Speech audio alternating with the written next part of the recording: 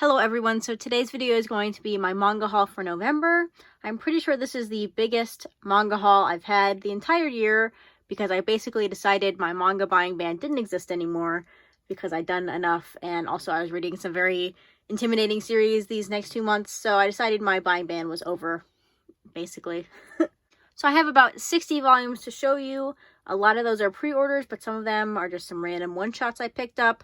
And also, towards the end of the video, we'll have some exciting new series that I picked up. But for now, we'll start with some of the new series that recently were released, the first volumes. So the first one we have is Parasite, the Full Color Collection, Volume 1. I have not read Parasite. I watched about half of the anime, and like most animes, I just stopped watching it halfway through and never got back to it. But it is pretty much a classic or a modern classic horror manga, so I do want to read it, and I feel like reading it in color would be even better. Next we have PTSD Radio Volume 1 or Omnibus 1. Now this, I've seen lots of people picking this up, and I'm very glad. There are definitely some mixed reviews, but it's a horror manga, so obviously there are going to be mixed reviews. I loved this manga. I filmed my October wrap-up video, but I basically felt like I didn't say anything interesting during the whole video, so I just scrapped it. But I did talk about this in that video, and I really loved this horror manga. Not for the story. It has some pretty intense non-linear storytelling, so you'll have very short stories, like sometimes 3-page stories, and then it'll jump to something completely different in a completely different part of the country at a completely different time, and it's kind of confusing to keep up with. But I was incredibly impressed by how much this manga made me feel physical fear. I couldn't read this when the lights were turned off because it was too creepy. And I actually read the digital volumes for this, and I think that might have made it better because I couldn't like cheat and read the following pages ahead of time. It was just basically I was reading the digital page, and it kind of gave me jump scares sometimes. So yeah, I would say out of all the genres, horror is probably the most subjective because people are so afraid of different things. But I loved this horror manga, and I would recommend it if it sounds interesting to you. I never said what it's about, but it's about haunted hair, basically. And like I said, there's non-linear storytelling, so it gets weird, but I really enjoyed it. Next, we have the full complete edition of No Longer Human by Osamu Furuya. I feel like this series was the original, like, Holy Grail manga, as people are calling it now. Everyone wanted these 3 volumes, and we're buying them for like $350, which is ridiculous for 3 volumes. And now it's released in an omnibus format. I don't know why I keep buying this story, No Longer Human, because I really hate it. Last month, again, I read the Junji Ito version of this, and I hated it. Not because of the adaptation by Junji Ito. I think the adaptation was really well done. But the actual story, the original story by Osamu Dazai, I hate it. So I don't know why I keep picking up these things. But this one, I read some reviews, and this one seems to have a little bit of a different take on it, so I will read it anyway. Hopefully I like it. I feel like I probably won't, but it's okay. It's an experiment at this point, so that's how I'm justifying it. Alright, next, we're done with horror manga for now. Next is Shonen Note, Volume 1, Boy Soprano. This is by the same creator as Our Dreams at Dusk and Nabari no O.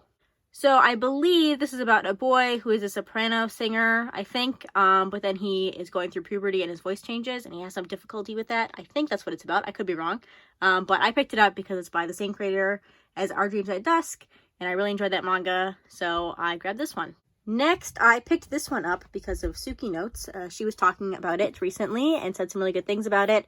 So I got One Dance, Volume 1, Volume 2, and Volume 3.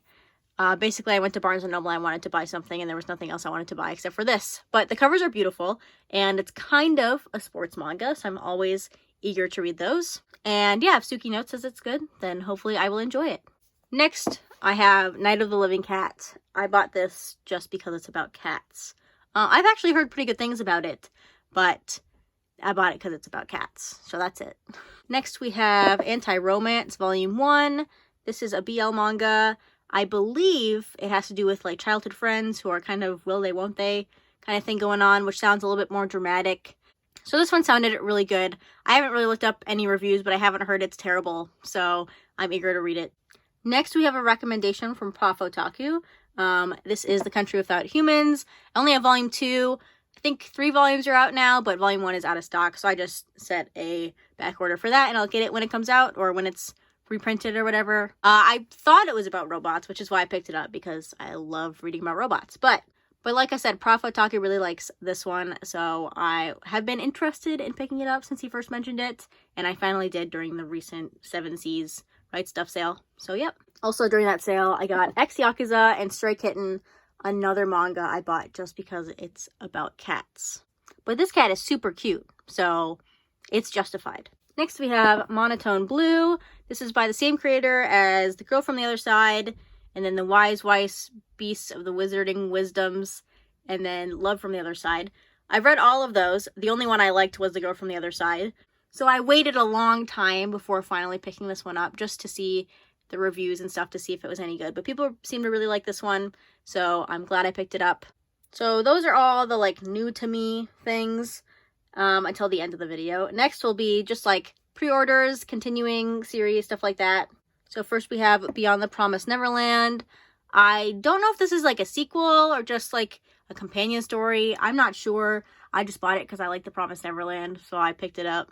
Also, the artist of The Promised Neverland, Posku Demizu, has some of the most beautiful art I've ever seen, and it's really unique in manga, so that was another reason for me to pick this up. Next we have Vampires Volume 2. I read the first volume of this in October, and I enjoyed it, so I went ahead and picked up this second volume. I don't know when the third volume will come out, hopefully before a year and a half, because it's Denpa, but we'll see. Next we have Witch Hat Atelier Volume 10. I didn't realize how far this spine goes over to the front cover until just now, and I'm not too happy about that, but we'll see what I do about it. I think this is the last volume we're going to get for a while. Again, I haven't read any of this yet, but now that I think it's either on hiatus or it was on hiatus and it's going to take a while to get the next volume, maybe I can read it now and see what's happening in it. Next we have Classmates Volume 6, also known as Blanc. This is the continuation of the Classmates manga. I'm gonna be honest, I haven't actually read the manga. I have watched the movie and it was really good, but I'm not sure how much it continues after that. I'm not sure how much the manga continues after that, so we'll see. I'll read it hopefully next year. Hopefully it happens then. Next we have Blackguard Volume 5. This is the final volume. I don't know how it's going to wrap up. I don't know if it's going to have a satisfying ending or not, because it is only 5 volumes, and the first volume, it could have gone in a couple different ways, so we'll see how it goes. But I am glad it's over, so it's another series I don't have to collect anymore. Next we have Shadow's House Volume 2. A lot of these are ones I read in that one video, trying a bunch of spooky manga. But I thought the first volume of this was very intriguing, and I'm eager to see what direction it decides to take, where it's going to go, if it's going to get spookier like I want it to or not. We'll see. Next, a completely different tone. We have Sayonara Football, Farewell My Dear Kramer, Volume 13. I believe there are 3 more of these because they changed the numbering for some reason. I've already read all of this. I read it on the Crunchyroll manga app. I really enjoyed it. Probably the most underrated sports manga in my collection. I say that every single time I mention this. And yeah, also by the same creator as Your Lie in April. If you care about that, I don't, because I don't like Your Lie in April, but I do like this manga. Next we have Tokyo Revengers Volume 5 and 6, or Omnibus 3. Don't have much to say about this because I haven't read it yet, but when I do read it, I might just go ahead and read a bunch of the volumes digitally, because I think they're through volume like 27 or something digitally, and I'd rather just read manga like that rather than waiting for the volumes to come out. But yeah, I've heard enough good things about this that I don't mind just waiting, having it on my shelves and waiting. So next we have Blue Period Volume 10 and Volume 11. I'm not sure what the official release dates for these volumes were, but they came out very close together, so that's interesting. Kodansha seems to really be pushing the series, which is fine by me. Next we have Beastars Volume 20 and 21. Volume 20 just took forever to get to me, but I have both of them now. Final volume comes out in January, so that's when I will be reading this series.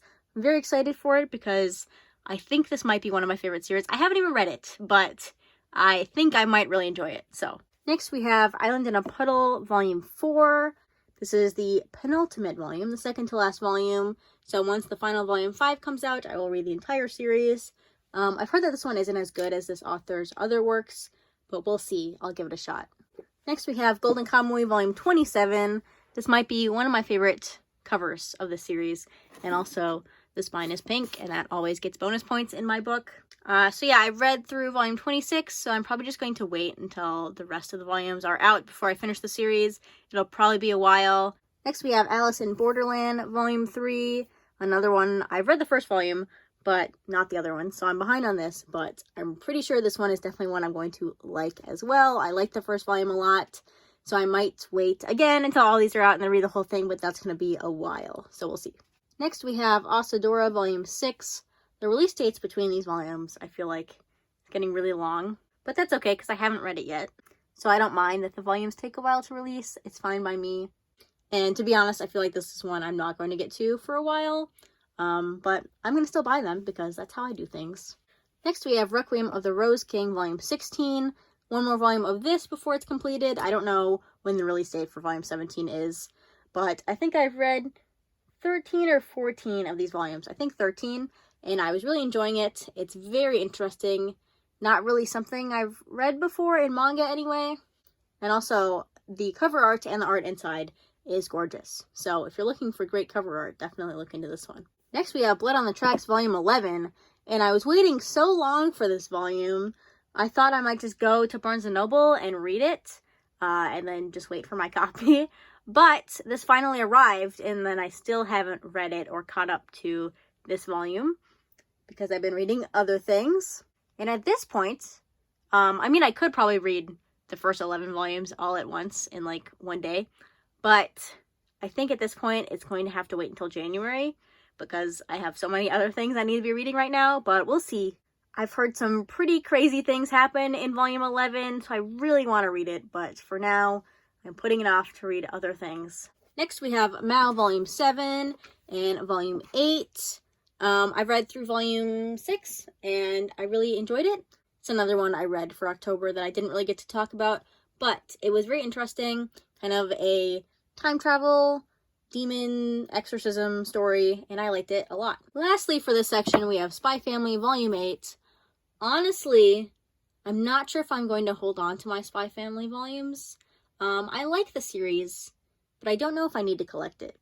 This is a topic for another video that I'm thinking of making, but I have Volume 8 because it's the most recent one that came out, but I am second guessing whether this needs to be in my collection because I don't love it as much as everyone else. I do really enjoy it, but I don't love it.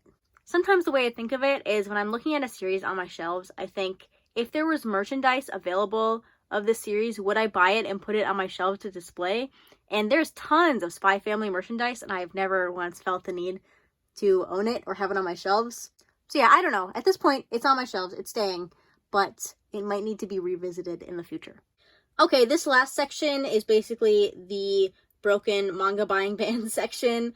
So if you don't recall, my rules for the manga buying ban were basically I can't buy anything that was released before this year, 2022, unless I already owned it or owned a couple volumes and I was collecting more of it, or there were a couple other loopholes. But this next section, all of it breaks my buying ban. Everything before it did not break my buying ban, but now everything after this will be breaking my buying ban, and that's why I basically decided that my buying ban is over 2 months early. But I would say 10 months of doing a book buying ban, or a manga buying ban in this case, is pretty successful. So anyway, the first series in this section is Dead Man Wonderland. So I have been interested in this manga, and it's a very superficial reason. I really like the opening of the anime, and that is the only reason I bought this manga, and the only reason I've been thinking about buying this manga for 5 or 6 years since I first heard that opening. But there have been some recent reprints of this manga. I don't have all the volumes, but I do have a good chunk of them, so I'll show them to you now. So we have Volume 1 here, Volume 2, Volume 3, Volume 4, Volume 6, Volume 7, I have to go in front here, Volume 8, Volume 9, and Volume 13. So I have 9 out of 13 volumes, so just a couple more to wait for. I have them all ordered, I just have to wait for them to get restocked and sent to me. If you're curious, for some reason, the hot topic right now in the manga collecting community is Italian prints, and if they're any good.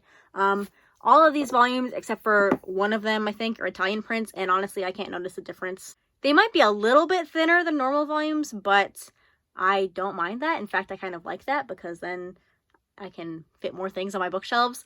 But yeah, I don't really notice anything. They all feel pretty nice, so that's fine with me. And then next is another, in this case, completed series by an author that I've already mentioned earlier in this video. So I bought the entire series of Erased. This is a mystery manga I've heard good things about for years, and it's been on my radar for years, but it was out of stock for a while, and then I was on my buying ban, and I just haven't ever picked it up. But I finally did. I'm not sure when I'll get to it, because again, I like to buy series and then forget about them on my shelves for like 5 years. But I have the entire first 4 volumes. I guess this one says final, but then there's this volume 5. I don't know what this has to do with anything, but I have them all. And again, this is one I've heard pretty much amazing things about, so I'm definitely interested in reading it. Next, we're getting pretty close to the end here. The rest of these books are all from Last Gasp Comics, which, as the title implies, publishes comics, manga, other books. But they were having a 50% off sale on their publisher website, or on their website, and I went a little crazy. So the first thing I got on there was The Strange Tale of Panorama Island. So one day, hold on, let me raise this up a little bit so you can see better. One day, a couple years ago, I heard something interesting about this. At this point, I can't remember what it is, but this is how I do things. I hear something about a manga like 5 years ago, and then I remember that I was once interested in that manga, and then I buy it again later. So yeah, at this point, I can't remember what was said about this manga that made me interested in it, but I do really like the title, The Strange Tale of Panorama Island. That sounds interesting. This cover is beautiful. It's a really nice hardcover release by this publisher. So yeah, definitely something I'm glad to have on my shelves. And lastly, the rest of this haul is all one series. It's completed at 10 volumes. I also got it from the same 50% off sale. It's a series I've been vaguely interested in for a while, but when I saw it all was 50% off for these really nice hardcover books, I just went ahead and bought them. So it is Barefoot Gen. This is a manga about Hiroshima. Given the subject matter, I believe it is very, very dark, very emotional, very sad, very bleak. But it is kind of a classic manga, so that's why I've been interested in it and why I picked it up. I don't know why this first volume is in plastic. It's the only one that's in plastic, but whatever. So here's the spine. I'm not going to be able to fit all these on here properly, so I'm just going to leave it like this, I think, and we'll see the rest of them. So we have volume 2 here, volume 3, volume 4, volume 5, volume 6, volume 7. Not sure how well these are going to fit in the frame, but we're getting close to the end. Volume 8, volume 9 here, and volume 10 is here. If you can see it, this is the final volume. I'm going to back it up so you can see all the spines, but yeah, this series is really nice on the shelves. The hardcovers are very nice. They're very smooth feeling. This is a manga I feel like is a pretty important read just for history's sake. So I'm glad I have it. I wasn't sure. I think at one point it was feared that this manga is out of print, but obviously the publisher reprinted it again, and here it is. So yeah, that's the end of this month's haul. Thanks for watching. It was definitely a lot longer than other ones because of this and some other crazy sales that were happening. But yeah, hopefully you enjoyed. Thank you for watching, and I'll see you next time. Bye!